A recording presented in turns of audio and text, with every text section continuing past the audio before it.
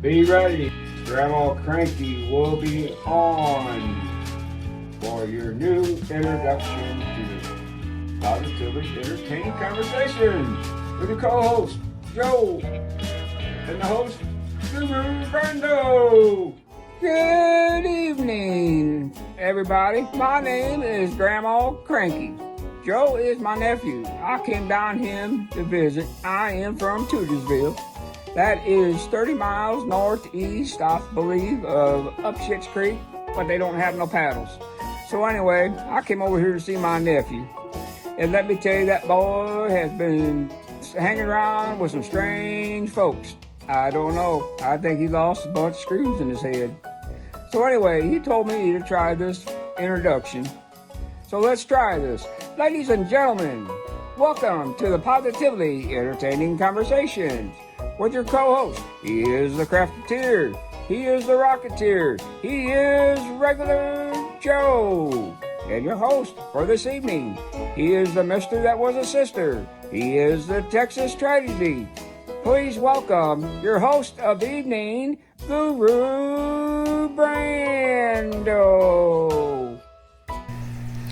Okay, you're not actually going to be on the show, but you're on the show right now. Oh, Lord. Hello, welcome to Positively Entertaining Conversations with your host, me, Guru Brando, and it's gonna be curious guests Ashley and Zoe, and we are going to talk about who they are and why. At least that's the intention. But we're going to talk about a whole lot of other stuff too. And you know, a lot of y'all been wanting to see more of Beth. So here's Beth, or Liz, depending on what you call her. She goes by both. She goes by other names too, but I won't say those on camera. That'll be baby. Anyway, so we're just waiting around. I figured we'd shoot the shit for a minute. What do you know that I don't know? You just said it like 6 times and now you're not going to say it? What? It's a wonderful day for what? Mm-hmm. You just said it. You were singing it. Yeah. That's what you know that I don't know. It's a wonderful day for pie. It is. I wish I had some pie. I do. I have some pizza pie in the fridge. But I also have your badass catfish that you fried up last night. And yes, I'm a vegetarian that eats fish. Get over it. I don't know what to tell you. I do likes the fish. Very good. Yeah, and for some reason it doesn't bother me to eat How was the fish. spice? I tried to cut it down a little bit with more quantity. It still burned my butt, but it was good. But yeah, I gotta be careful with the corn. Don't add too much; it gets too green. Yeah, I just have to get over it. It wasn't bad. I missed the coleslaw though. Yeah. I like coleslaw. I'll get some more on Wednesday. You will? Just because I said I like coleslaw, you're just gonna get some. Yeah. We got that Wow. recipe for the sauce. Yeah, how do you like the vegan coleslaw sauce? It's pretty good. It's different, but I don't hate it. It's really good. I need probably some more vegan mayo. Because that's what goes in it, right? Yeah, that's what I remember to put in at the time. Oh my God. Or Kroger.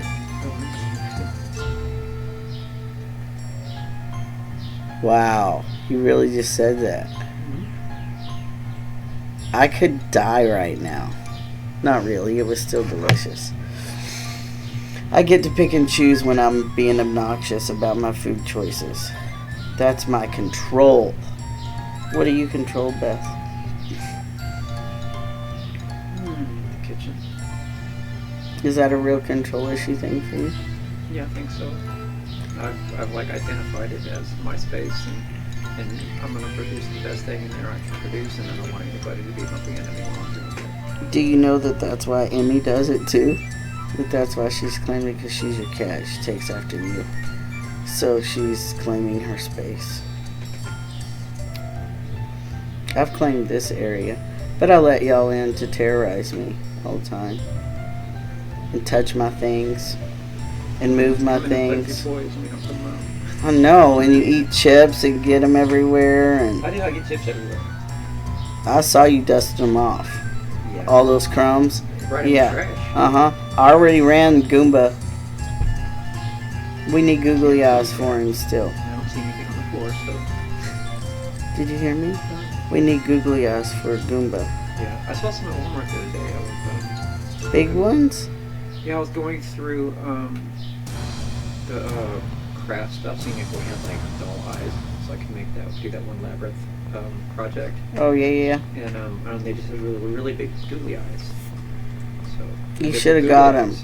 Are they like the ones for trees? No, not like that. Oh, okay. Yeah, we need those. I need some for Goomba because it would be silly. I like silly. Yeah. Yeah, I think if it wasn't for the stuff that it had to go underneath, a little something on top of it too, like a fake. Why is your phone going off? And where is it? Is it? I hear it. I don't know where my phone is. Go that way. Wow, it's making noise. Oh, what time is it? 12? Yes. That's my lunch alarm. I got to watch you walk away. Hello, welcome to Positively Entertaining Conversations with me, your host, Guru Brando, and two sometimes curious guests, awesome people. I'm Zoe. Ashley. And they're a couple, guys. A couple here in Highland. Guys, that's what we're talking about. Oh, yay. Okay? So, you are now officially the first same-sex couple on the show. Yay, let's go. And do you know how big that is for us? Do you know why it's so big for us? Why? Because we represent the LGBT. That's kind of what I figured. So I actually feel very privileged that y'all would feel safe to talk to me, because one thing that I want to talk about, well, is the who am I and why. I want to talk about that because it hasn't always been that trans men were accepted as trans men or men in general, right? So, used to be, if you were a trans man, you were just a dyke. You know, nobody knew that there was a difference. Not in Texas, that's what I was called, a dyke. You know, so I grew up in a family who did not understand. Did y'all have families that understood? Yeah, no. No? Yeah, no. Okay. You, Ashley? I did. Because I really didn't, I guess, understand that that's how I was until, I shouldn't say that's how I was, that's who I am. Right, yeah. Until I was older. Because I honestly thought that that's how everybody was. I know. I did. My best friend that just recently passed actually is the one who showed me that, because I was sitting there one night and she's like, I have a question. And I was like, what? And she says, when you see a woman, would you want to see what's underneath? And I'm like, well, yeah. And she goes, I don't. That's gross. And I'm like, oh. Right? Yes. Okay. So you're the first person, and this is why I really wanted you on here. You are one of the first people that can explain to all our listeners and viewers that are straight and cis and really don't understand anything, because they ask me all the time too, like when I knew I was pansexual or when I knew that I was a guy and all this stuff. And nobody stops to think until you ask them the same question that it just always is. We don't know any different, so why would I actually come out when I was a kid? I didn't know it was any different other than I'm a boy, which, you know, that's just it. But how, as a kid, do you say, I like the same person that I am? You know, that's even further different than just saying, this is how I identify. This is a kid being able to identify that they have a different friendly feeling for the other gender, right? When did you realize that, you know what, outside of that, you are a girl? Did you ever question whether you were supposed to match up with who you desired? You know what I'm saying? Okay, because there's some trans people that in their mind, that's how it works. Like, there was a trans couple that I knew that when they first met, they were each transitioning, and it was then I get it wrong every time. It was then the husband who realized that the wife was only transitioning to make him comfortable. It was a weird thing because she was a lesbian. So she was a lesbian and he was a trans woman, and she was only going to transition to make it appear as though they were still a couple so he wouldn't feel so bad. You understand? Mm-hmm. Did either of y'all ever consider that for a second? Just so you weren't looked upon. Yeah. See, that's beautiful. That's the difference between, that's the difference between growing up in the South and in a community like that, and growing up in a more diverse environment. And plus, I'm older than y'all. I wasn't really going to approach that, but Not by I guess. much. That's cute. That's cute. I like her. Okay, so outside of all that shit, I don't really have any profound conversations or questions about sexual orientation or identity because it's so personal, right? I mean, y'all wouldn't just... I tell a lot of my clients whenever they come in and they're questioning, if you're questioning, then you probably are, because otherwise why would you question, right? You don't just make it up unless you see it. If you have other people that are doing it, then you might question, but nonetheless you're questioning. Right. So then you explore, right? So you question, then you explore, and then you go through life and you figure it out. I have a viewer, a listener in India who is a trans woman who is married and is a fantastic person and is thinking on transitioning. And one of the problems is just how is the other person going to see it, the partner, right? I had the same concerns with Beth. If either one of y'all wanted to, how would y'all feel? I mean, honestly, if you wanted to transition, if you wanted to become male, would you have a difficult time telling her? I feel like I would have a difficult time talking to her about it if I wanted to, yes. Yeah. On the other hand, if it was the other way around, I don't feel like I would not have an issue with her doing it, no. Right. Would you... Because it's her body, it's her, I love her, not... Right, but you would have a hard time telling her if you were. Yes. Because it would be difficult, right? Yeah, I've been through it. It is tough. Would you have a hard time telling her? Oh, yeah. Yeah. And so, see, she feels exactly the same way you do. And I know this. I do it. We're a lot alike in that in our problems, we don't talk. Ah. And we both assume that the other one's just going to feel, because we are a lot alike. Okay, so, yeah, the communication thing, that's my specialty, right? So, I know that there's... I noticed when you turned your chair. Yeah. Turning my hat on backwards. But, so the communication thing was always really tricky for me in every relationship I had until I realized that it was actually my language that was just shoddy. Because I grew up believing that certain words meant certain things. You assign the word pride to a certain feeling because that's what you learn, right? Well, if your parents don't have the right words for the right feelings, they can't possibly show you the right language, right? So it's love language is what it is. So if you're fed more negative language than you are positive language, you can't really equate what good feels like. Because good to you is this normal bad feeling, right? So then when things are really great, better than your normal, you get paranoid and concerned because it's not normal. Everything's going too great. And you're waiting for, something to happen, right? And so in communication, it's the same way. If you don't use the right language in the beginning, you build this climax to something that's not really there, because you're building it in your head. you build this big stress storm. That's what assumptions are, right? You build this big stress storm because you're like, oh, if I say this, they're going to feel this way or think this way or do this thing, right? If you had to talk to her about anything, because, well, let me tell them, neither one of them is transitioning. It was just a question. Well, they're not right now. So if they decide to later, that's on them. But I have to do that because, I bring up content that's so irrelevant to y'all, but it might be relevant to them. So I always give examples, and I use me as an example all the time because that's who I know.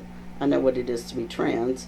I identified as a gay man and a lesbian and pansexual and queer and bisexual. I've identified as a lot, in here, not necessarily out there. So whenever you are trying to talk to yourself about achieving something with her, when you have a goal, say you're going to build something, and you're like, I need to get this built, do you want to help me? How do you say that to her? What would you ask her? Yes, what would you ask? Yes. I don't like you putting me on the spot. You got some IKEA shit, and you're like, man, I do not want to do this right now.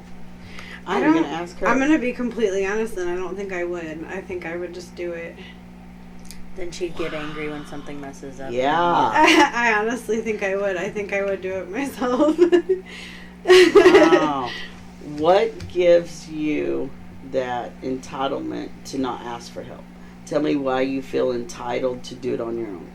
Because that's how I was in the last relationship. Is it working for you in this one? So, if we continue to repeat the same behaviors, we'll continue to get the same result, right? Yeah. So you have to change that strategy. So being vulnerable to somebody else is actually allowing trust to establish. If you're not vulnerable to your partner, you'll never establish trust. And so no matter what you want the relationship to be, it's never going to happen unless you can be vulnerable. And that's looking at her and going, I really don't want to build this shit right now. Could you please help me? That's a super simple thing to say, right? But it's not for you. No, it's not. So asking for help then means that you're weak, right? So what do you feel like you lack? In the moment that you don't want to do something, but you're going to push through it, what do you think you lack?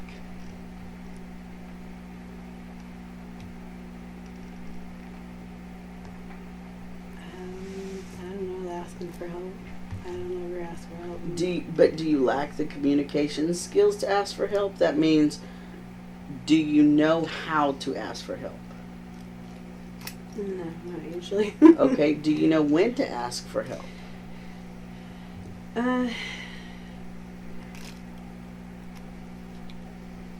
No. The big thing about communication right now, for both of y'all, that the viewers, the listeners, and nobody else knows, outside of this whole facade of who are we and our identity and orientation and stuff, is a very real aspect of life, which is friendships, relationships, regardless of whether they're marriage or a friendship or whatever, it affects you. And you had a friend die. And it's affecting you, and it should. And it's important to know how to communicate when you're going through grief. And so that's why I bring up the communication piece, because this is something that was unexpected, but guess what? That's what this podcast is about.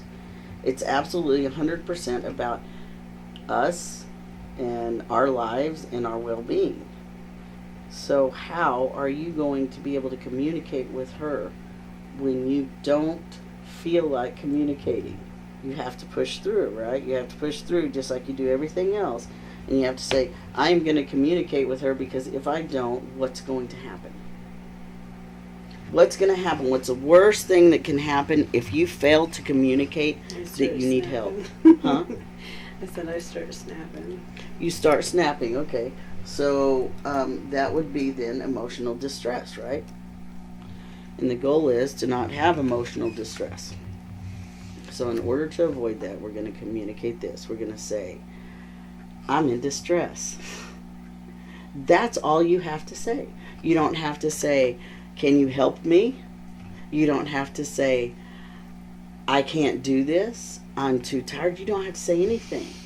You simply look at her and go, I'm in distress. Could you do that? Yeah, and I have. You have? Mm-hmm. Okay. So for you, though, communication or lack thereof, is it just verbal? Or is it also body language? Is it text? What's your most frequent way to communicate? I feel like more verbal. How do you communicate? Verbal, text, physical? Text. I'm a physical person.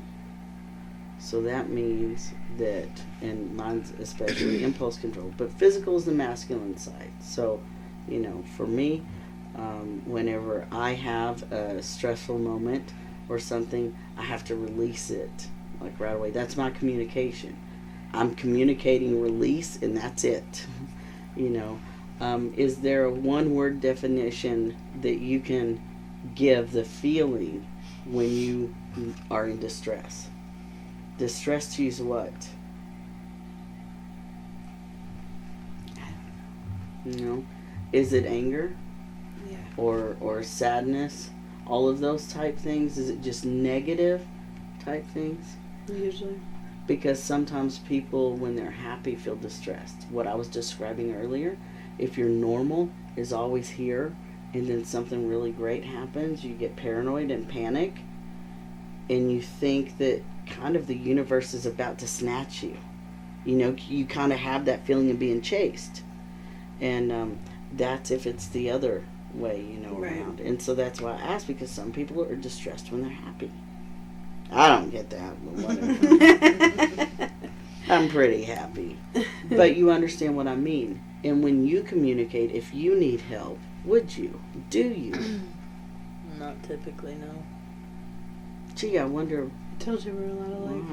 why.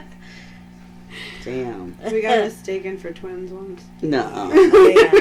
We were just starting to date, and we had to go do our laundry in the apartment we lived in at the time. We had to go to a laundromat. And I don't see it. I'm sorry. Yeah, and actually, Well, we both had black glasses. That's the only thing we can think of that she was even. yeah. I mean, and it's actually funny because the lady who said it was actually a very distant cousin of mine, and I'm thankful she had no idea who the hell I was. But she just looks up and she looks at me and she looks at Ashley and she goes, "Twins!" And we're no. No, quite the opposite, actually. She's like, but sisters, and we're like, Just No, friends. soul sisters. Yeah, we ended up just telling her we were just friends and went about our day. And I told Ashley, I was like, you know, we'd be some fucked up sisters that sleep together. at I night. know, that's what I was thinking. Okay, so, well, that's kind of one of those things that leads into the other. Why didn't you tell her that y'all were together? So she's, like I said, very Conservative? distant cousin of mine. She's very out there. Okay, so it would have caused conflict, you feel. Yeah. Now, is that an assumption, or is that based on experience? Experience. Okay, so if it's based on experience, then you had a fear for a Yeah. reason. That makes sense. So your way of coping mine is was to more avoid. assumption. Yours was more assumption. Mhm. See, I I'm was all for being out, like, because I don't want an assumption. And if somebody has an issue with it, it's their issue, and it has zero bearing on me. Yeah. Like none. You know, the worst thing they can do is throw a tantrum. Oh, poor thing. Let him throw a tantrum, you know. They're the ones that look silly, not you. But I understand not wanting to cause conflict. That's why we avoid everything. That's why we avoid communication. Yeah. I'm very, like, when it comes to people, like, I either don't know or whatever, like, I mean, I don't hide the fact that we're together in public, but if like someone like that were to make an assumption, we're just like, no, we're just friends. And or you whatever. know, I'm just totally screwing with y'all because Beth and I had to do this shit. Like, it was ridiculous in Texas because what they saw was 2 men. Mm-hmm. And they didn't even know, really, if I was a man because I just looked like Drew Carey. I did. You know, I didn't have a beard and all that stuff, or splotchy beard and everything, you know. And people didn't really know or didn't really understand. And so we were perceived as the odd couple, and we didn't want to. And Beth particularly, it was hard for her when we would go somewhere with all the kids, and then there was always questions. You know, when we moved here, people thought we were brothers, you know, because when we moved here, Beth hadn't started transitioning. So it was a little different then. Well, hell, y'all met us before Beth started transitioning. Mm-hmm. Yeah, do you even remember her before this? I don't think I ever met Beth before You Beth. probably didn't, but you did, I think, because the first year we were here, I was handling all the school stuff still. And then the second year, you know, I handed it all over to Beth. So you've had Beth now 3 years. I can't remember. Because I know the boys met in... See, the boys are how we met. Yeah. And I don't remember what grade, but I Relationships, people. Yeah. That's how we meet. But I know the boys met because every day I would tell him, Colin not to wait on Charlie, and then he'd wait on Lucas every day. Oh my God, we would stand out there and just wait for them. It took every them day. forever. And then we became friends because we were sitting I'm out there so waiting loud. every day. So. Look how loud I am. See this little red thing right here? Oh, yeah. I'm really loud. That's okay. I'll just turn the volume down for them, or they could turn it down. Right? They know I'm loud. Y'all know I'm loud. Like when y'all watch the podcast, Yeah. right? I've watched every one of them, except for the ones that you were all excited about, like the April Fool's one I haven't seen yet because I had to watch it with her. Yeah, we haven't seen it yet. And we Oh just started my watching. God, y'all are gonna shit twice and die. Joe will be hearing it from them watch. Yeah, I got lots and lots of feedback about that one. And I did. And Joe and I didn't even think about that. You know, when we were doing it, we weren't thinking about what people would feel. And that's what was so wrong about it, is we weren't thinking about what people would feel. And so, yeah, we've had to analyze a little bit, but it's all in good nature, you know, with Joe and I. Do y'all do crap in good nature with each other like that Yeah. might borderline be too far? Yeah. What do y'all do that's borderline too far? I scare the crap out of her all the time. Oh, that is so shifty. I hate that shit so bad. Your damn phone when y'all got here scared the crap out of me. Yeah. I now have a competition with my mom because she made her throw her phone across the room, and now I'm like, game on, I gotta turn it. Now I want in on it. Oh my God. You should have told me that shit. Oh, you are just wearing a Target right now. Like, ding, I did. Oh, see, this information would have been useful before y'all got me. Now you know, because I will have y'all back too. But I do really want to talk about this communication thing. And I try to keep it light because it's a hard thing, especially in a marriage, to make sure that you have good communication. Or in a relationship in general, whether it's a common law, like in Texas, we have common law marriage, you know. You can be shacked up, living in sin, but then you're married after a certain amount of time. So, regardless of your living situation, if you declare yourself in a relationship and you're not communicating effectively, the relationship doesn't grow together. You take two separate paths. Are you aware of that? If you look at it and you think about that, and there's no more communication, you're not on the same track together, right? And I know that's not where you want to be. So having that ego and that pride saying, I can't ask for help because it's not who I am, is what's going to be the death of the relationship. And it's the same for you. It's your knack to avoid conflict altogether. It's being too passive. Mm-hmm. Right? And so you're giving your control over to her. If you're not making decisions and she's making them, then she has the responsibility. And then she also has to feel the mistake if it's made. So she bears the brunt of the responsibility, and so that can make her feel overwhelmed. Mm-hmm. Would you say that's something that happens? No? Yes? Quite So frequently. if you are too passive, then she will be too controlling. So then if y'all are trying to get back together, y'all just become passive aggressive. And then there's the snarky comments, and there's the under your breath, and then there's a total breakdown that can look like a serious spiral where y'all are lashing out at each other.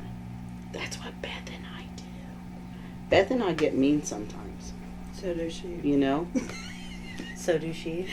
Wow. So do we, but So, no, but we point know that fingers. was that. Yeah, that Yeah, was that yeah. slip. Thanks, babe. you're welcome. But the great thing is, as long as y'all doing this and you can acknowledge it and laugh about it, it doesn't become a serious issue. Because the laughter is acknowledging that y'all are human, right? Because everybody does silly shit. I mean, my God, look at what I do. I'm on the podcast in a unicorn outfit, you know? I mean, and I wear many, many hats, including my Bubba Gump. But never in a million years do I sit and think, how is my distracting behavior affecting other people? I'm living my life and I'm not thinking about you most times. So the trick is to start thinking about other people if you don't want to be a dick, right? Because that's what it's about. Because there's always that fine line with being PC. Like, there's some words that I can't say on the YouTubes, because if I do, my video won't be put on. Mm-hmm. And that word, one word, is something that I call myself. And it's just sort of what some people consider a derogatory term for trans, you know.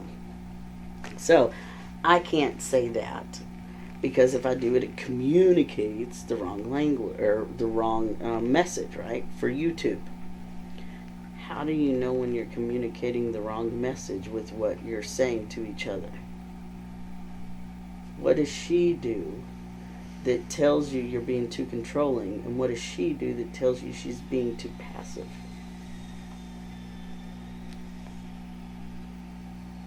One of y'all fools is going to answer. I'm trying to think. So basically what you want to do is you want to think, I don't like this. As far as communication goes, I don't like it when she does this. What is the this? Mine is when I can see her struggling and I will go and say, hey babe, do you want help? Do you need help? How can I help? And then I get yelled at That's Beth and I. because she's already getting frustrated with what she's doing. Mm-hmm. And then like when I step in, it's, no, I got it, just go away and give me my space. And I'm like, okay. Hey Ashley.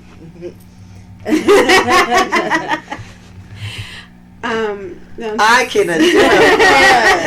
Yeah, so it's... Don't fuck with me, I got this. Now it's principle. I It becomes guess principle for you. I guess with her saying that and me, okay, the communication, and the reason I have an issue communicating is because I guess the communication that I don't have, I feel like should be there. It's common sense stuff. The bathroom trash can overflowing, the trash can not taken out, the what? God, you sound like a dick just like me. Like, for real, I'm hearing myself talk right now and it's so strange. Like, why? How is it possible that 7 people can live in a house and walk by the same trash can every day, yet Yes. my wife has to pack it down and pull it out and tie it up and literally set it outside and then tell someone to carry it to the trash can? Yeah. I'm there. See, now I have to calm down. Now I gotta calm down.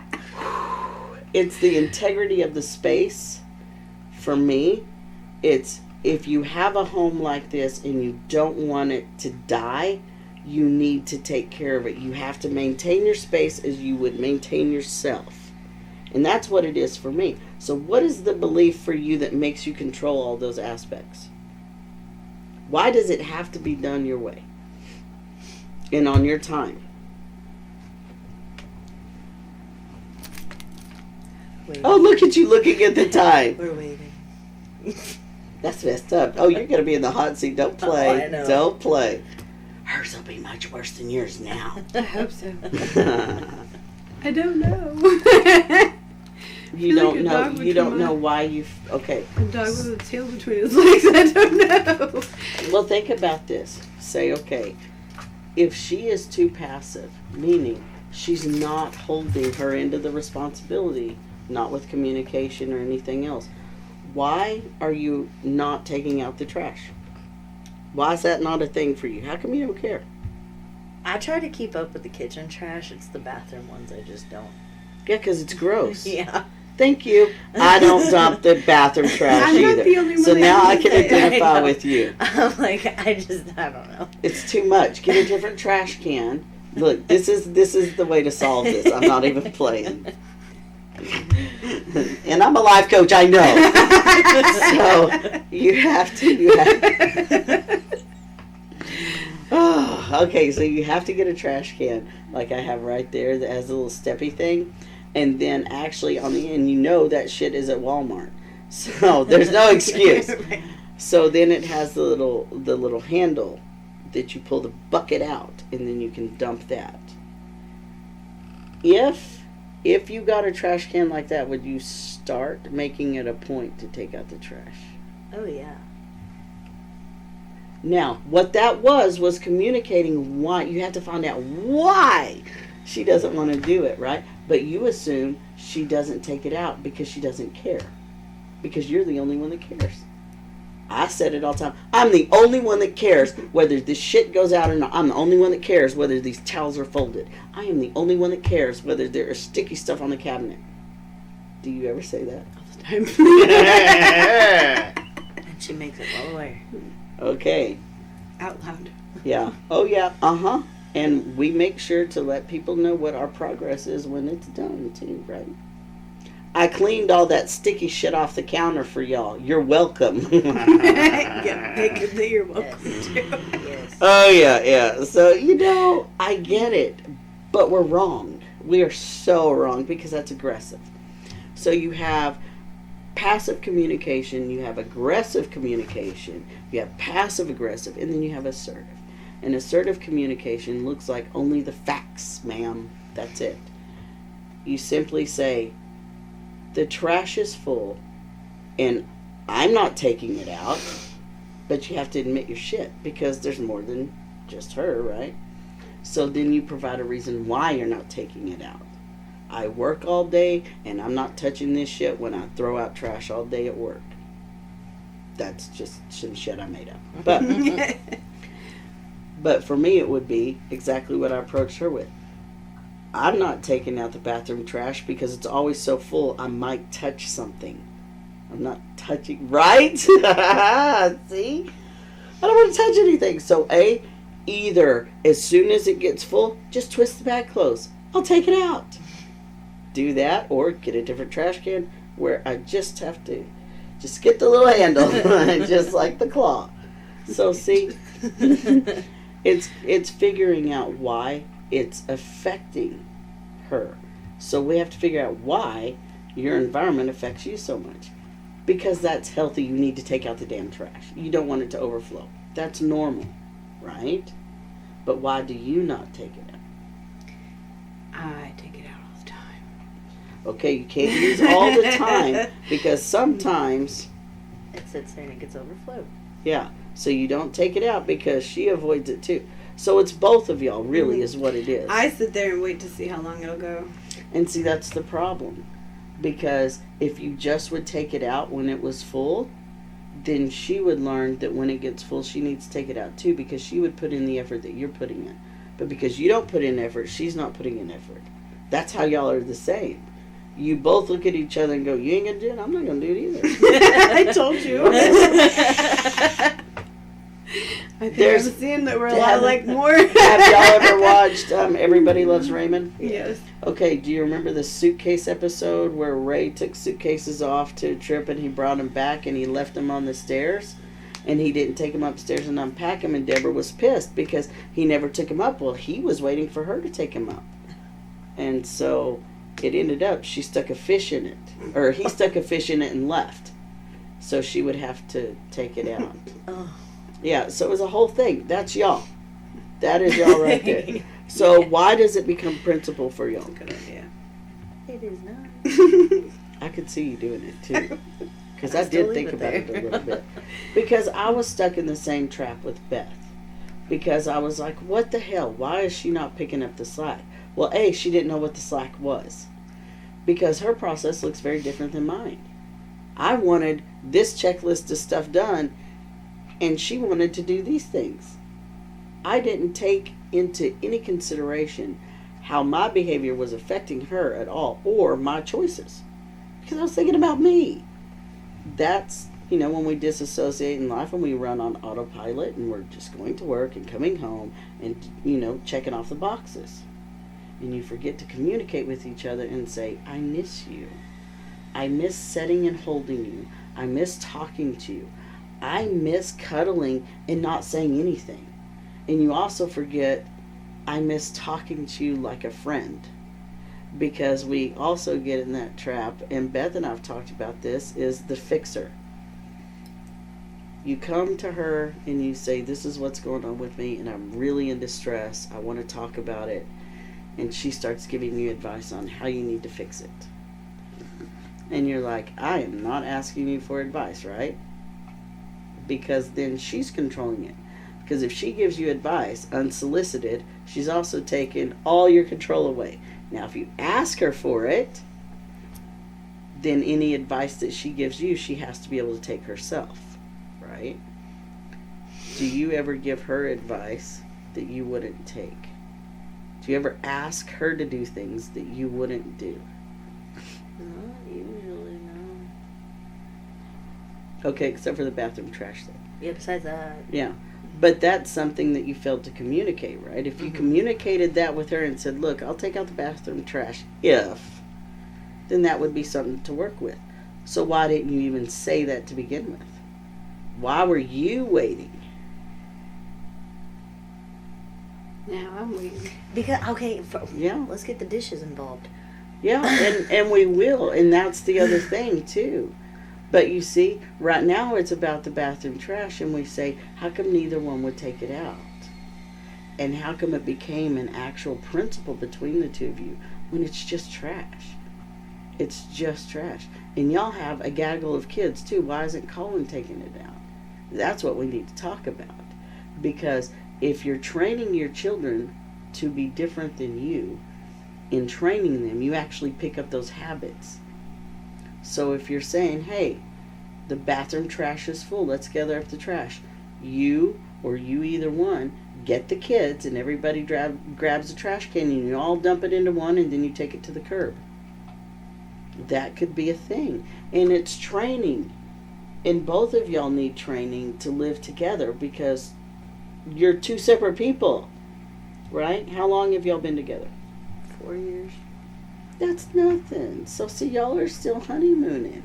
So I'm serious. When you hit the 7-year mark is where you're like, screw this relationship. So when you make it to the 7-year mark and you're still full steam ahead, then you think that the world is your oyster. You make it past 7 years and everything's good. But it's the climb to the 7-year mark. My contact's going, fuck off. So it's the climb to the 7-year mark that you grow the most because you're not just growing together, but you're learning each other, right? She's passive. She's either what? Aggressive or passive aggressive?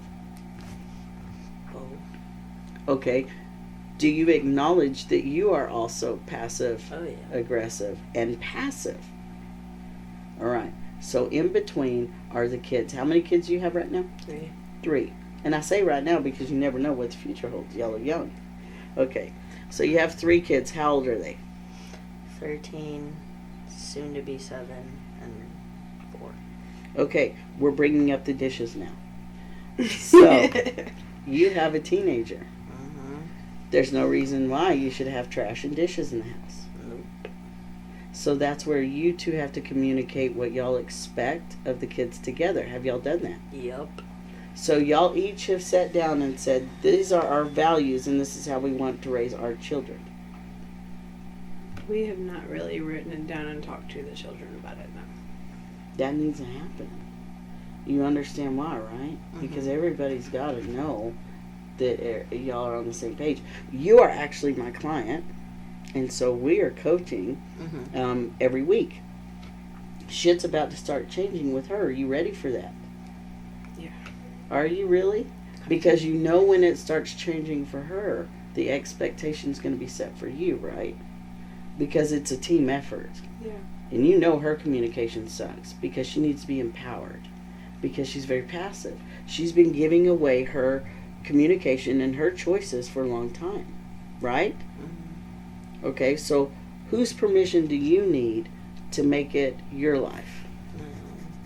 Your own. So you don't need to ask your parents for permission to communicate or to live how you want to live, right? But you still avoid conflict with family. So you understand that that's your problem. It's not hers. And the longer you have that problem, the more it affects her. Because she doesn't have that problem. She's looking at it like, bitches, I am who I am. Well, it's already a problem because the not so much love that I have for my family, she thinks I have for hers too. What do you mean?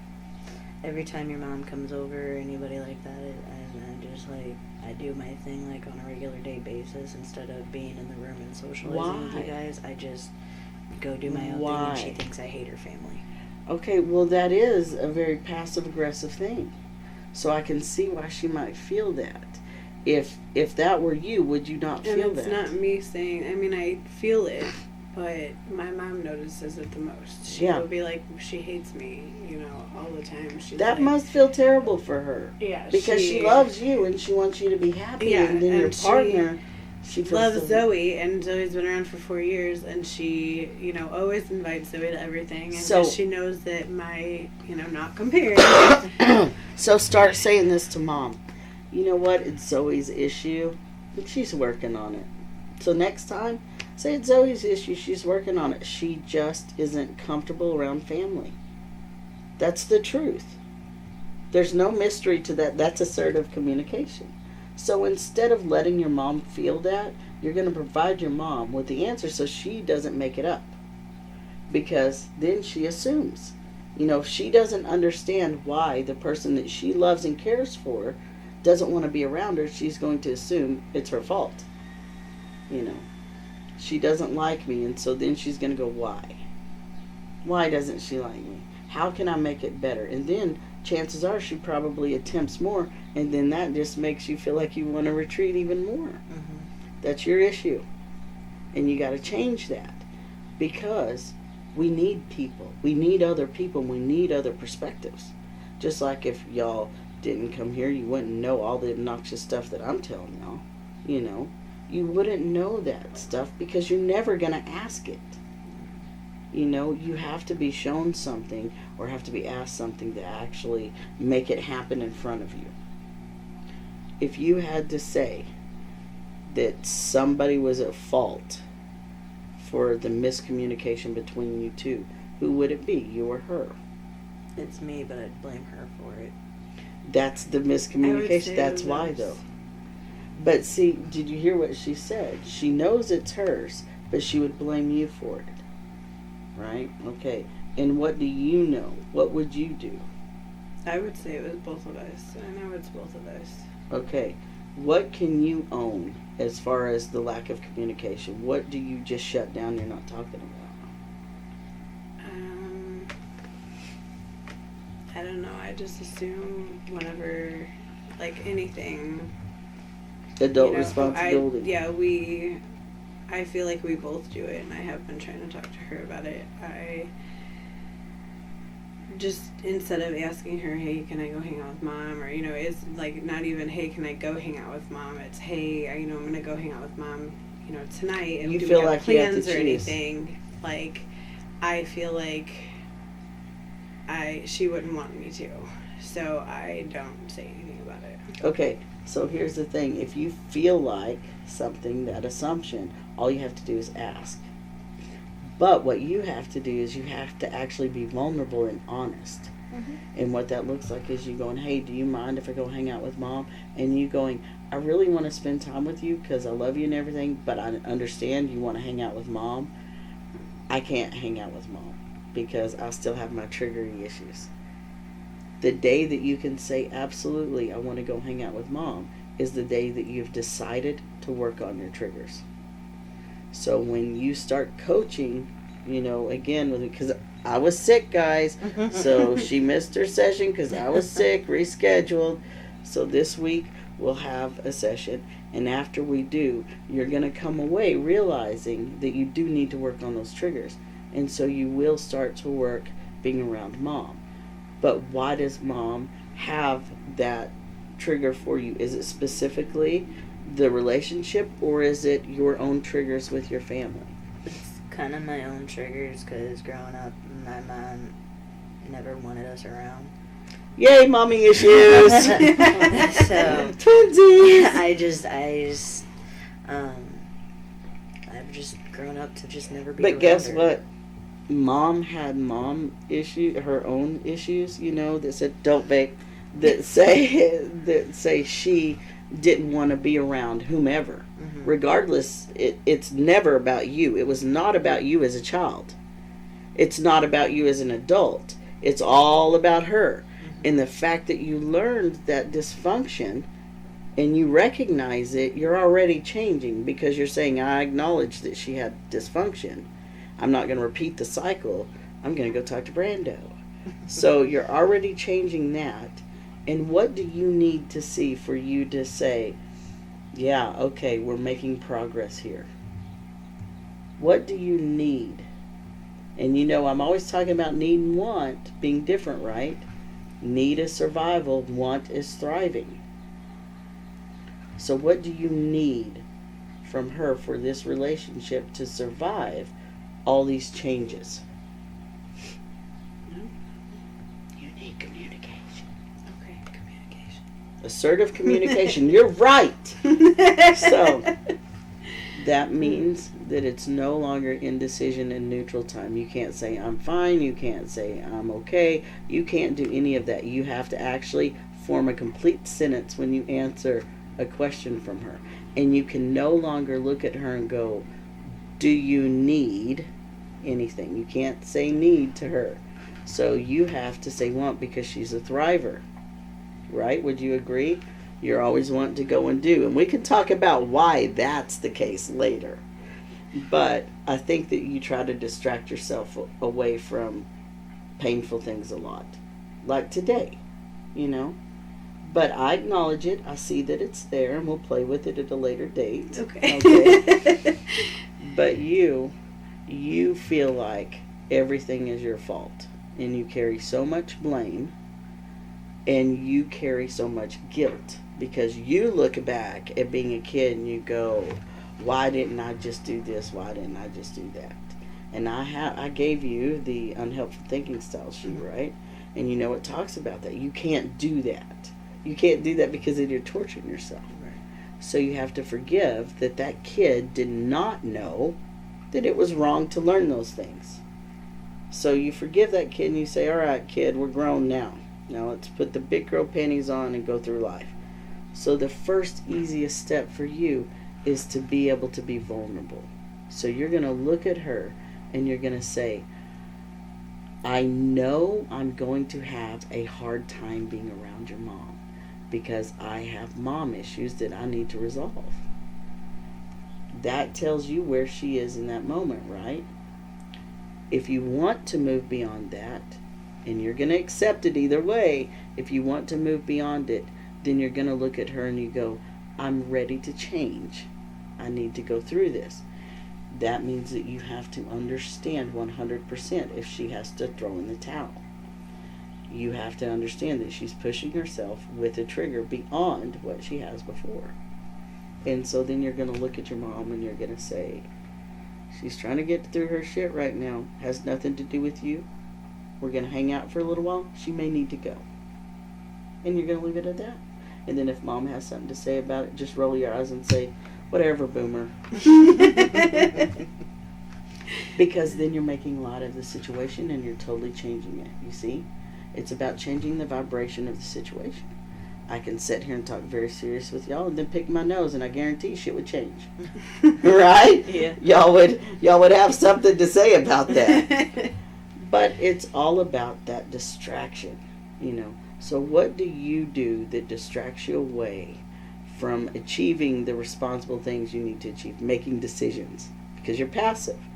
So what do you tell yourself to distract away from having to make a decision? I don't know. I kind of just do it. Most people say this, I don't know, you better ask. Or I don't know, maybe you should look it up. So when the kids ask you, hey, how do you do X, Y, and Z? What do you tell them? Kind of explain it to them. Okay, so you do engage and try to work through things with them. Mm-hmm. You don't outsource. Okay, so that's a good decision thing. When are you the most passive then? If it's not when you're questioned and you need to provide an intelligent answer, so it's not your intelligence, would it be your emotion or would it be your physical body? Probably my emotions. Okay, so when it comes to things emotional, you can't be trusted decision making. So you have impulse control issues and you lash out, is that right? So would you punch a wall if you got pissed off? Yeah, okay. Team Brando again. Okay, I haven't punched a wall in a really, really long time though. But that's who I used to be because I didn't understand the emotions that go with the thoughts. I had no idea how to connect that I was resentful and it caused me anger. Because see, you don't know to connect the actual process with how it makes you feel in the end, right? Unless you study it. Lucky for me, I studied it. I figured it out. But you, however, have to go on how you feel, your body. Feelings internally manifest to physical sensations. That's where dis-ease comes from. It's your body's dis-ease with whatever's going on. So you're uneasy inside, and so then you have a dis-ease. What do you feel when you're stressed out? So the dishes aren't done, because we're talking about the dishes in this conversation. The dishes aren't done. Nobody's doing them. What does your body feel when you see it? Anger. Okay, so you can clearly feel your emotions are anger.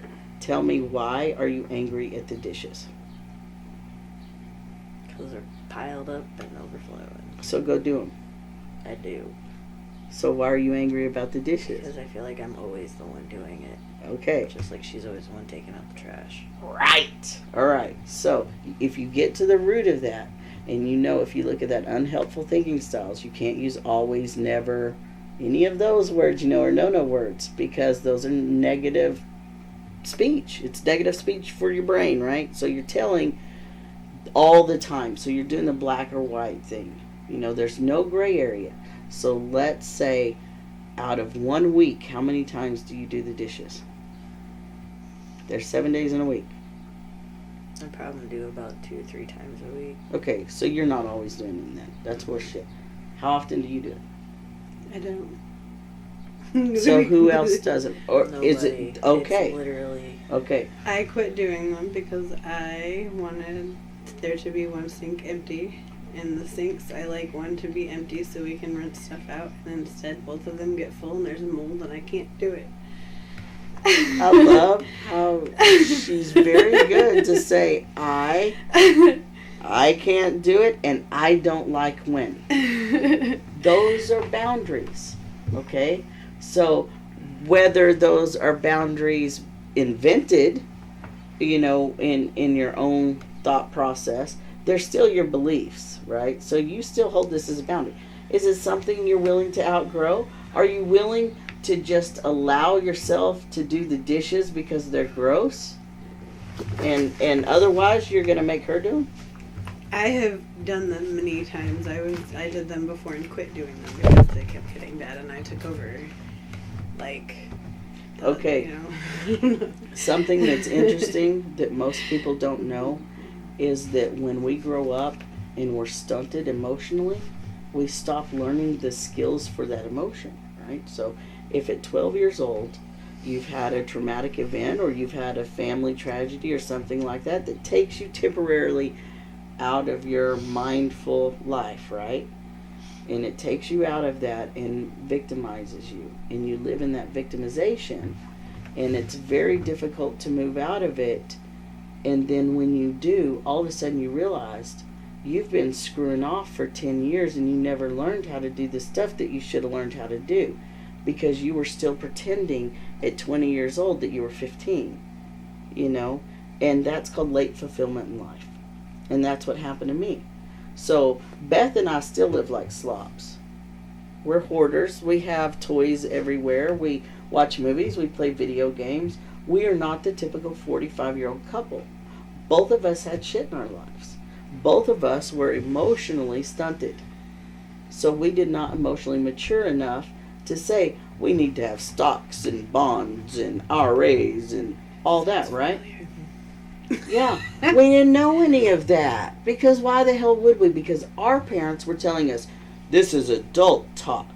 You don't need to hear how much we make. You don't need to know politics. You need to know nothing. Children are meant to be seen and not heard. Go away. And that's the way, that I perceived life as a kid. Until you reached adulthood, you weren't supposed to learn any of that. But then, that's not reality, because then you hit adulthood and you're like, shit, I don't know any of this. But I took the hard way. I moved out at 14 initially. And I moved in and out, and then I got married at 17. So what is y'all's excuse for not learning how to be an adult when you should? Are you from a broken home? Sort of. Okay. So you have family issues that you can identify. You don't have to talk about them. But you have family issues that you can identify that say, this is probably the age I stopped maturing. Can you identify that? How old do you think you act? Because my aunt, which I can say now, she's the new aunt that I found, my mom's sister. She has said that I shouldn't be asking ages. So, and I talked all about her age last time. So I'm not going to ask your age, specifically.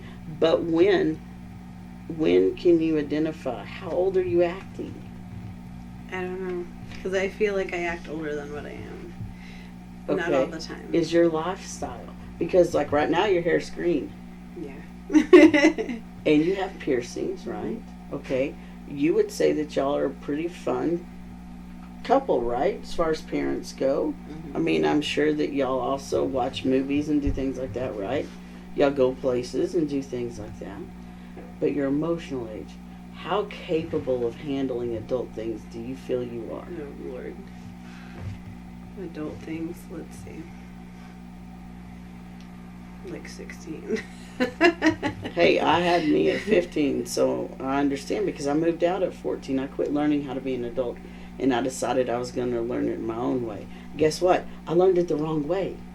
I learned, on the street, and then I learned, from this person who was not an adult.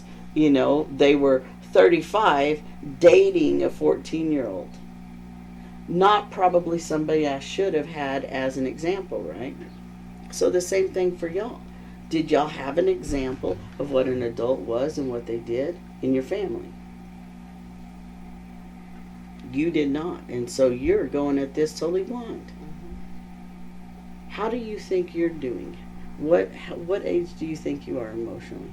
Emotionally, Uh-huh. I'm still 13. 13. And you can identify with how y'all communicate that that's what it is. It's like high school, right? Or Mm-hmm. middle school. Beth and I I tell her identified that the all same the time. thing. Yeah. Beth and I said the same thing. So now you just have to mature your language a little bit and look at each other and realize that you're each other. Because you're made from the same stardust as everybody else. Whatever you're saying to her is actually what you have said to yourself, and that's how you know to say it to her. If she's being an asshole, you're only calling her an asshole because you think she's being one. Well, that thought comes from your last experience of being an asshole. When were you called an asshole? That's how you were behaving. So you look at her and go, she's behaving just like I did. She's an asshole. And you've done it in this chair right here on this podcast. You've identified yourself with her the whole time. So that's why you're so pissed at her. Because you're so pissed at yourself. And you said it because you lack the ability to be able to communicate the things that you need to in an emotional, balanced way. It's the same thing that you can't stand about her, because you really do identify her as you. Do you also do the same thing? Or do you really separate your behavior? You say, I'm not quite her. No, I do see similar behaviors, but I like the ignoring each other. Yeah, that is so petty, yo. Beth and I do that too. We quit now. We quit, but we did it for a long time. Like, I'm serious. Just like y'all. And it almost broke us. I'm not lying. I mean, that was it. Do you feel that way sometimes, that you're just roommates? Yeah. That's how we described our marriage. You love each other though, right? Mm. There's no disputing that. Mm. And there's no actual abuse, right? I'm sorry, I'm dying here. Not really, I'm really not dying. I don't mean to say that. But in the grand scheme of things, if you both love each other, you're just being foolish about your ego. Because you don't want to be wrong, and you don't want to be wrong, and you don't want anything to be wrong. But then you couple in the kids, and you have to be cautious. That's why y'all avoid, because you don't want the conflict for the kids. But you realize that it's actually hurting them in the long run, right? So fidgety. It's hard stuff to talk about, isn't it? Well, because it's uncomfortable, though. That's the thing. So what's most uncomfortable that you have to admit that you have a problem with? Accepting, honestly, really truly accepting the fact that I am gay, because my sister just told me the other day that my nephew's doomed. I remember going through that feeling too, and I could see that a million miles away. So when you're struggling, and that's why this was about identity and orientation. So when you're sitting here and you're thinking about who you are and the choices you've made, are they wrong? No. Are they wrong for you? Have you made wrong choices in being her partner? No. Have you ever felt like it was wrong? And there's, mind you, there's not a wrong answer, even if it's yes. It's not a wrong answer. It's just something we talk about. Have you ever felt that way? Have you ever looked at her and thought, I shouldn't have chosen this? No, not since her. Before her, yes, but not since her. Okay, so before her, what made you say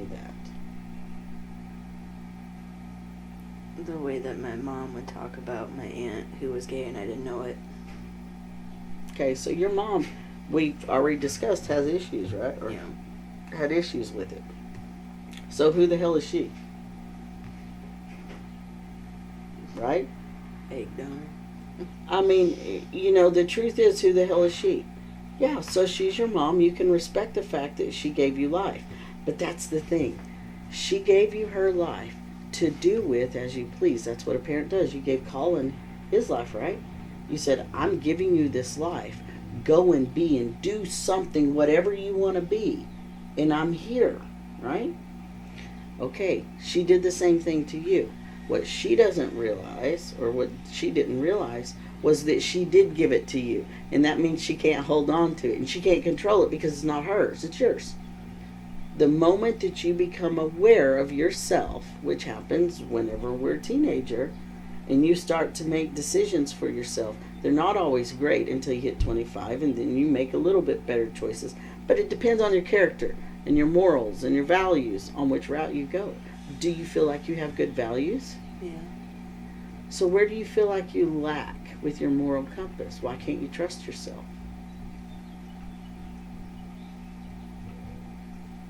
Have you always just identified as lesbian?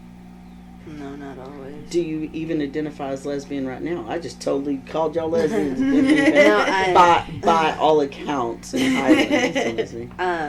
I find myself like bisexual. Like I'm attracted to both. Okay. But You really should say pansexual because you're sitting here in front of me, and if you said pansexual, then that would make me feel like I was attractive. And that's I guess it can't be about me all the time. I guess that's another thing is she calls me a homophobic lesbian. Totally. Completely. You really are. Yeah. Thank you. Yeah. Yeah. I was talking to her the other day. And Beth was too. It's really I was weird. talking to her the other day, and I was saying something, and she's like, Brandon said that to me, and I was like, so did he? I'm like, oh, yeah, God, totally. I'm right. Yeah. Yeah. My dad's a homo, like, not gay, he's a homophobic. Mm-hmm. And he has a sister who's a lesbian, and she's actually married, and it was easier for me to come out to him that I was gay than it was my mom. My mom did not accept it, and I did lie. When we did first get together, and I told my mom about it, and my mom was not okay at all. I did rethink, but the love that I actually have for her came out to be stronger than the emotions that my mom was making. So it me needs, feel. your mom didn't make you feel anything, that's the thing, because you make yourself feel that way by assuming that what her word is right. So that was you making yourself feel that way, and you still make yourself feel that way by trusting her over you. So what you have to do is you have to say, you know what, Mom, I've outgrown that belief. And it's not right. That might have been served its purpose for you. It might have been your choice, to not accept this. But this is who I am. It's how I am, and it's how I choose to live. So even if you decided that you were pansexual because you loved your life coach, and you decided that you were pansexual because he was a trans man. Even if you decided that, it's not wrong for you to decide that one day when the day before you weren't, right? Because people change every single day, and if you don't, you're a plant. And that's the truth. We have free will. Plants do not. We can make critical decisions for thriving, and they cannot. They make survival decisions, right?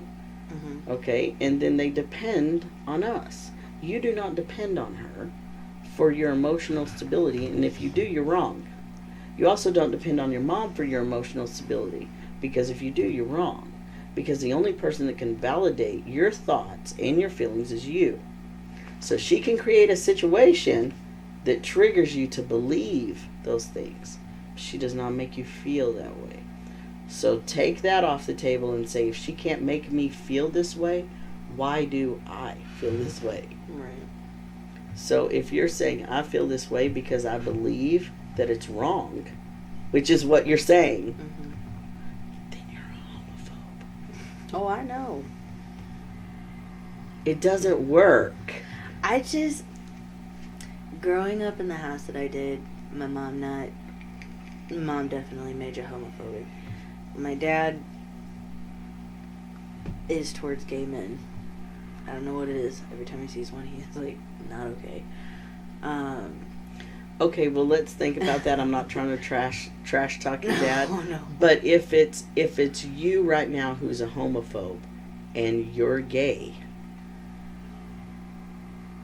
homophobe, closeted, I'm just saying, everybody has a fluidity.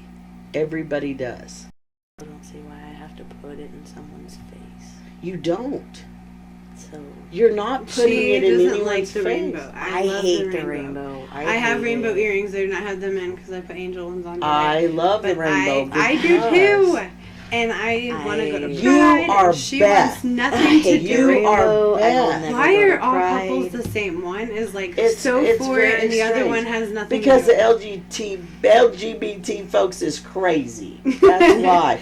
Her Because aunt and her wife are the same way. One do is you want me all to for tell it, you and the other what's one's going not. on with you? 100%. Your duality is so jacked up. You have too many masculine negative emotions right now, and you have direct mommy issues. And so those things right now, and I'm hearing that in what you're saying. I mean, you're literally telling me this. I am not a psychiatrist, psychologist, any of that shit. You are literally telling me this, so I'm just restating the obvious, right? So if you know those things about you are jacked up, stop it. Literally. Say, you know what? You're grown. Why are you letting these notions that you know are actually wrong, that don't fit you, because clearly you're in a gay relationship? Hello? Unless, and this is the question, unless you identify as a man. And if you identify as a man, that's truly why you feel this way. Because it's exactly how I felt. Now, I'm not telling you that you are, but I'm telling you that if it's ever been a question, it may be something that you're still trying to work out in your head. And if you're still trying to work it out in your head, you're grabbing all that masculine energy that you can, and you're trying to be analytical, and you're trying to be logical, and you're trying to work through it and work it out. When really, if you embraced the feminine energy, the subtle realm, the emotional realm that actually gave you the answer, it's that gut instinct, then you wouldn't be doing this. So your balance, you need some more feminine energy. And you, the whole reason why there's really an imbalance and struggle is because you have superseded with that feminine energy of nurture, take care of. You have become mom. And there's nothing that masculine energy hates worse than feeling like mom is controlling them. And that's how it feels, because we're dealing with masculine energy here. Because regardless, if everybody has masculine and feminine energy, and the reason why she has more of the masculine type things right now is because that's what she's manifesting as her dad. She's manifesting those thoughts and beliefs that he had. Because she's talking about him and she's saying, I don't know why he had this thing against, gay men. I don't know why. And if you're asking why, then there's a thing there. It's in the forefront of your mind. So your dad is right here. That masculine energy is right here. And so she's leading with that, and she needs some balance. So you are not a good gauge, because you are identifying with her. So she can't use you as a gauge to say, where does my energy need to be? Because yours is erratic too. Right? So I'm looking at both of you and I'm telling you, you need to feel more and behave less. So that means you need to do exactly what you're doing, which is seeing me and working for at least 1 hour a day on your self-reflection, your character building, right? Mm-hmm. That's what you have to do. You have to start switching, exchanging the language that you're using on yourself, because you talk ugly to yourself. Okay? First of all, you're not a homophobe. It's impossible, because you're actually in a relationship. So we can stop using that. We can make fun of you for it, but that's not a real thing. What it is you're afraid to be happy in a gay relationship. Okay? And that's just what it is. You're afraid to be happy in something that your dad doesn't approve of. And the only reason why your dad doesn't approve of it is because he doesn't understand it. That's it. And he won't explore it, because then that would make him gay. So he's not going to, right? Right. Okay. So he has his own issues to work out, so let him work them out. And absolutely, guess what? If you're visible, he has to work it out. So you saying that you don't feel like you should put in other people's faces, guess what? You're not. You're living your life. If they choose to look, they're putting you in front of their face. So be proud and be out there, and the people that look at you are the ones that accept you. And those are your tribe. That's us. But if you're not looking for the rainbows and you're looking for those homophobes in the corner, you're going to find them. And then you're going to continue to identify with them and continue to label yourself that and continue to be that grumpy asshole. Because we are how we identify. You're identifying as her, and you're identifying as your dad. So you technically are then becoming her parent. Because she's already carrying these notions. And you are struggling because you are becoming your mom. Because you're trying to make sense. Your mom's right here. Because you're trying to make sense out of why she and her can't figure this out, right? And how you can repair it, because you're a fixer. Just like me. We're fixers. Those are really just called control freaks. Fixers are control freaks. So for you, because I asked her, for you to feel like things are getting better, what will she have to do for you to say, okay, I'm feeling better in this relationship? Honestly, stop comparing me to your exes. Oh, yeah. Oh, my God, that was bad, too. We should get her in here after this podcast. I'm serious and talk about this because this was a real issue for us. I did it all the time. That's part of our control thing. We don't know we're doing it. She doesn't know she's doing it like you're hearing it, because you're hearing it as a comparison, and she is telling you as, this was my experience, and you're taking control of it, and you're saying, it's my issue though. So you're taking away her experience and making it yours and making it your issue, and then making her feel guilty for having an experience before you. That's not fair. But it doesn't take away how you feel. Me looking at you going, that's not fair, stop doing that, doesn't take away you getting triggered when she talks about an ex. And it's only because you don't feel as good as the exes. Guess what? You clearly are. She's not with the exes. Yeah, let's say you're here, and I. And guess what? Not only are you here, but she chooses to stay with you. Could she make it on her own without you? Yeah. So why is she with you? It's that badass blue hair now. I don't know what the hell it was before. Why is she with you right now? You tell me why. I tell myself every day I don't know. That's the problem, because you tell yourself every day you don't know. So every single day you get up not knowing why she's with you. So you're going to change that stupid thought. And you're going to say, I know why she's with me. Now you tell her, why do you stay with her? Because I love her. What about her do you love the most?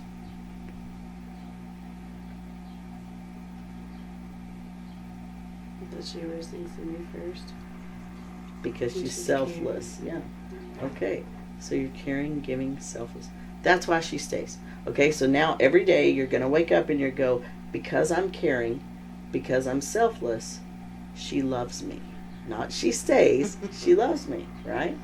Okay, so that needs to be your thought. And when you're feeling like it's not there, you need to find out why. Because that tells you your trigger, right? So if it's a family trigger, it's very easy to say, I'm grown now. Shut the fuck up. You know, those are the people that haunt us. Especially if somebody dies and leaves us their bullshit advice. We hold it in our backpack and carry it forever, and then we give it to our kids and we tell them to protect it. Well, we've outgrown it. So stop trying to fit the stench. It doesn't fit, right? Mm-hmm. So stop being a homophobe because it's ridiculous. And you stop being so controlling because it's ridiculous. But how do you stop? How are you going to not dictate everything in your environment? Why do those things bother you? You do know. Why do the things bother you so much? Because you're trying to distract away from your other problems. Yeah. Because you're trying to distract away from your other problems, right? That's exactly it. So as long as you can busy yourself and get involved outside your house, outside you, so this is what we say. If you are venturing over your fence and you're getting in other people's lanes and trying to control how they do something, when they take out the trash, when they go to sleep, how they brush their teeth, how they line up things, how they clean, how they organize. If you are dictating that stuff, you need to stop and ask yourself, why is it important to them? Not why is it important to you. You know why it's important to you because you like it that way. Say, why is it important to them that they not do that? And then ask them, hey, is there a reason in particular that you avoid taking out the trash? Because then you learn something about them instead of assuming that they're doing it because they hate you or because they just don't want to do it. Right? Well, I used to say that shit all the time. I was like, you just hate me. You just hate me. But I would say the universe hates me. The universe hates me because if it didn't, somebody would have thrown this away. And now it's in my way, and now I have to do it. I have to do it. You say that? You ain't got to do shit but pay taxes and die. And half of that you don't even have to do. So the moral of the story is, so what if the trash doesn't go to the curb? What if she comes in and just wants to give you a hug and not take out the damn trash? Or what if she just wants to come in and not be bothered with responsibility because she just had a shit day? You don't know till you ask, right? So are y'all going to start talking more and asking questions? And when you can't and you have a problem, you're going to text me and you're going to go, what was that assertive language again? Stick to the word I. Stay away from the word you. Don't blame. Blame is using the word you. So you're going to say, I feel, I think, I believe, I am. And if for some reason it's a situation like what she presented and said, my mom makes me feel this way, and you're thinking that, you have to say, she doesn't make me feel that way. What's the situation that made me feel that way? That's on that stress storm thing. So you can't assign blame either. I, right? And use all those senses words. So if you can't see it, smell it, touch it, taste it, it might not be there. It might be a thought here, an assumption. Y'all better get it together. Because we got play dates and shit to form Yes, too. we do. So off track now, let's talk about the hair. Why did you do the hair? I'm interested. Why'd you do yours? You Okay, did yours so first. I did mine because I've never really done anything crazy with my hair growing up. Like, Your fucking head is shaved. I said growing up. Or you're still growing up. I wasn't really allowed to do much with my hair growing, like, as a kid. And when I got... So, you got to break free. Yeah. That's right. Well, my Well, mom's her last job too. Yeah. You could only have natural hair colors. Yeah, they didn't care what your hairstyle was, but you could only have You got a natural new hair job. color. So I you did. now have a new job, and I'm very excited. I was really happy to get that text. I did a little... I'm glad because you needed one for your own Yes. mental health. That's what you were saying. You needed one for your own mental health. Mhm. So I'm glad you got one. Is that improving your mental health? Yes. Because now you have income, because part of it was the finances. I mean, that's anybody who doesn't have a job. They stress because of finances, Yes. right? So that's feeling better, right? So did that also lend to maybe the freedom? Yeah. Yeah, because I told her, I was like, now that I actually have this job and I can do whatever I want with my hair, what should I actually do with my hair? She was in the thing texting me while I'm at work. What color should I do? I had no And she- idea and she's what going color. on. She's staring at it. And she's like, "Should I get bleached? Should I do this?" I'm Do like, you "I hear? am working. I I ended don't know." But do you hear? I ended up with blue hair because I let the 4-year-old pick out my hair color, and it's his favorite color. That's not wrong, okay? It's not wrong, and I'm going to tell you none of that's wrong. But I do want to point out the fact that that is a real strong codependence. You don't trust yourself.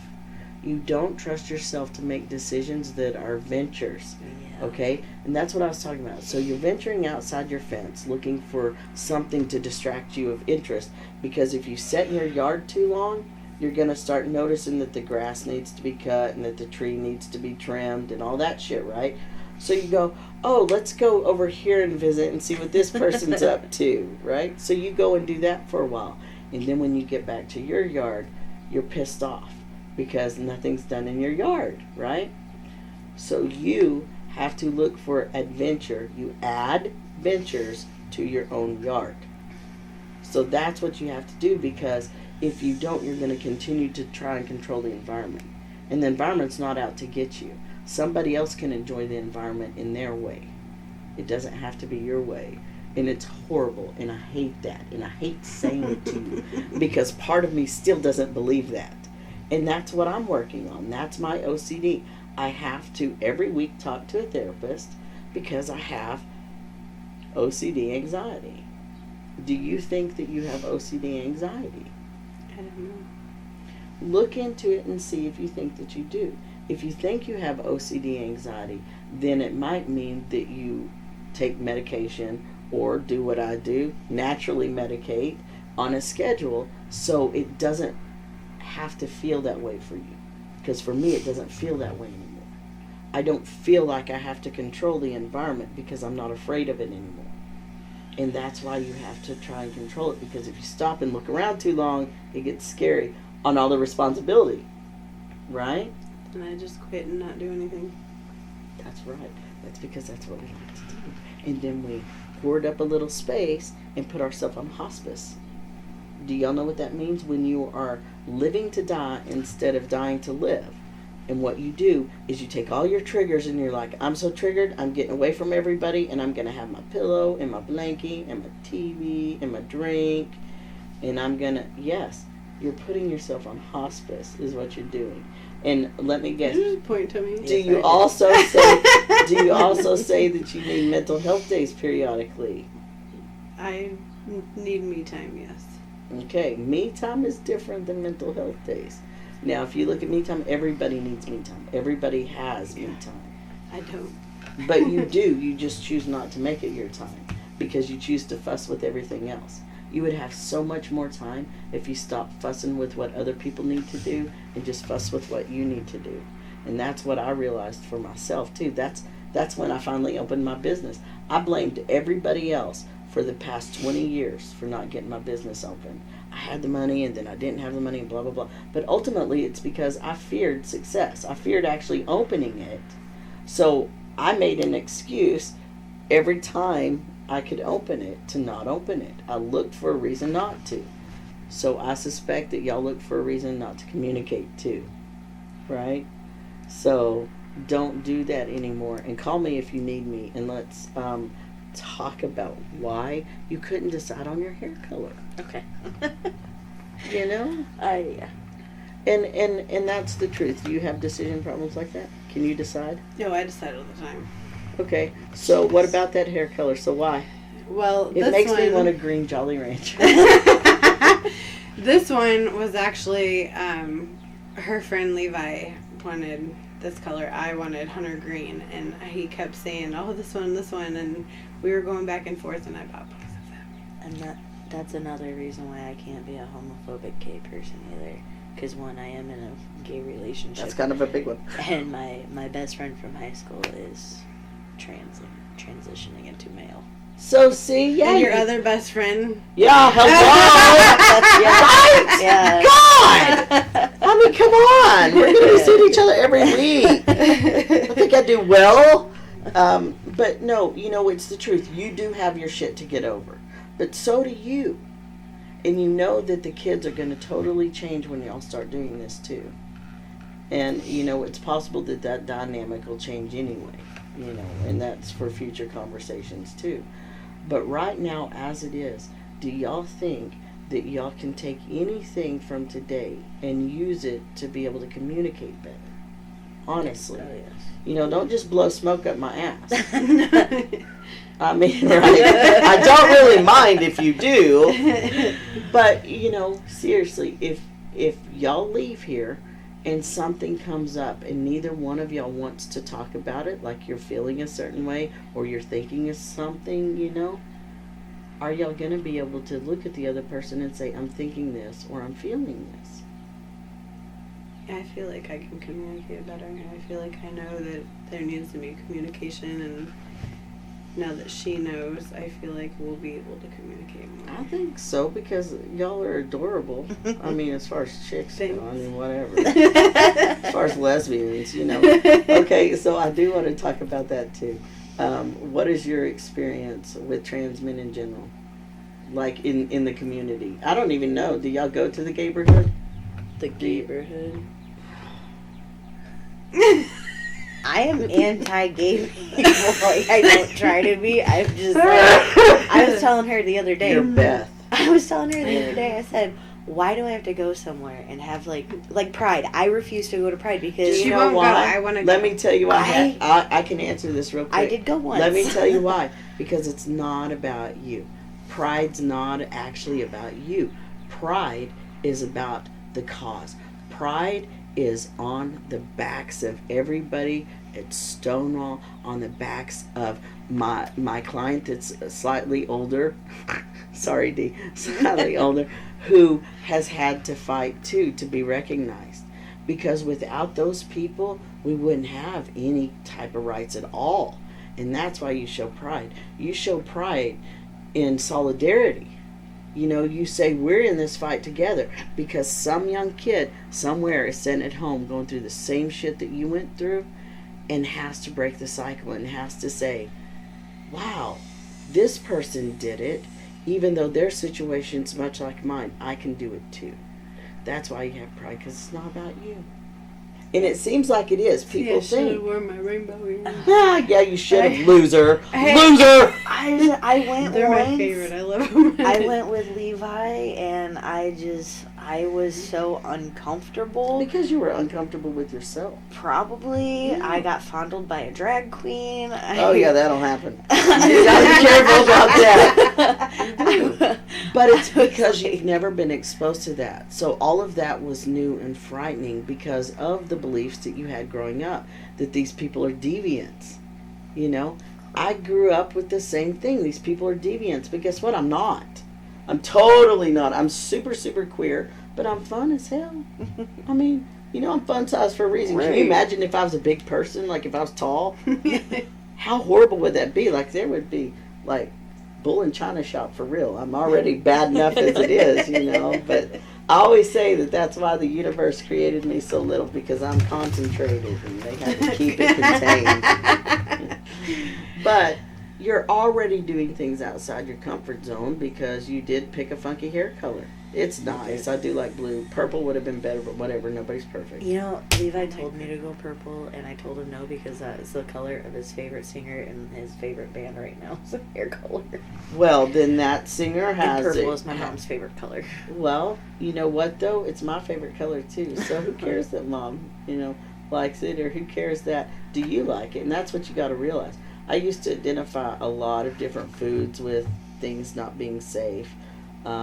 And I used to identify a lot of smells with things not being safe. And I was really sensitive. I was triggered all the time by everything. One of those is fire. You know, it's tough for me to smell fire, a certain kind, until I realized that my kids really enjoy sitting at the bonfire and roasting weenies. And who the fuck am I to deny them because of something I want to hold on to? Because a fart that I like smelling.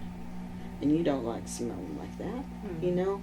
You don't want to be that person. You don't want to be the person that's too scared to do something for themselves because they can't trust whether they're right or not. Guess what? If you're wrong, great, because it means you learn a lesson and you grow. Right.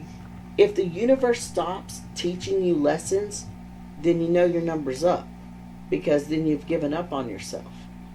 Because the only way the universe keeps giving you chances is if you keep trying and falling on your face, all right? Because practice is progress. It's not perfection. Practice is progress. And living is practice. Because you're practicing in this life for the next one. Because remember, we don't actually die. You know, our bodies do. But we're around forever. And that's why you have those deja vu moments. You know, that's that checkpoint like in Mario. You know, when you go through the checkpoint in Mario. And so you've already passed that moment. When you have that deja vu, you know in your previous life you've already passed this point. So now you're moving on to the next one, and you're going through, and you hope for another deja vu. You're like, okay. And when it's really, really strong, you know, and then you start to identify with that time, then you can almost feel who you're supposed to be. Because every single lifetime is linked with a common thread, and that's your purpose. So you're going to keep going through life until you find your purpose. And then once you do, and nobody's holding on to you back here, then you're pure energy, and that's it. And then you evolve into something new. And that's what we're all trying to get to. But we evolve here first, so we can evolve spiritually. You know, you have to evolve as a person. And you've evolved with blue hair, you've evolved with green. So what's next? Please don't say a bun. If I ever see you wearing a bun, a bun in your Her hair. hair's always in a bun. Oh my God, you wear a bun. Every day. Hey guys, thank you for listening. Thank y'all for being here. Oh my God, I have to talk to her about wearing a bun. It's insane. Okay, we're really going to talk about that. I was really going to put it up in a bun just a second ago. So y'all do have useful information that y'all gain. Do you have useful information for the listeners and the viewers? Both of y'all do a hair flick. Do pretty hair flick. There you go. See, right? Okay. Is there any confusion, though, honestly, with either one of y'all, whether or not you're gay, straight, male, or female? Or do you have a sense of direction? In other words, a label. Do y'all have a label within your own mind of who you are now? Or do you simply say, I'm who I am now, and that's all that matters? Yeah, pretty much. I don't like the labels. Anyone who says they don't like labels is the one that uses them the most. Yep. And we use them so we can see where we fit in. So people who feel like they don't fit in use labels the most to try and fit in. It's when you actually remove those and you go, you know what, today I'm this, and tomorrow I might be something else. You know, it's a whole lot of fluidity, just like your hair color. Tomorrow you could have it jet black if you wanted. What's stopping you? Not a damn thing, right? Am I wrong in any sense of that? Am I wrong? Mm-mm. So you are who you are, and that's all that you are. That's all that you can be for now. It's who can you be later that you discuss with the person you plan to be with, right? We're going to be talking about that fun thing. Thank you, ladies, for being here. Did y'all enjoy the podcast? I you did. enjoy it? Yeah. Was I it did. as scary as you thought? No. She was terrified the whole time. I don't know. That's because she's a big old You made me pug. sound like Jody. Oh. And we are going to talk about that too. Well, thank y'all for being here. And now I do the infamous. Are y'all ready? Are y'all Yeah. ready? Thank you! Oh, that Grandma Cranky. She'll open up a can of whoop ass on you, boy. You just wait and see.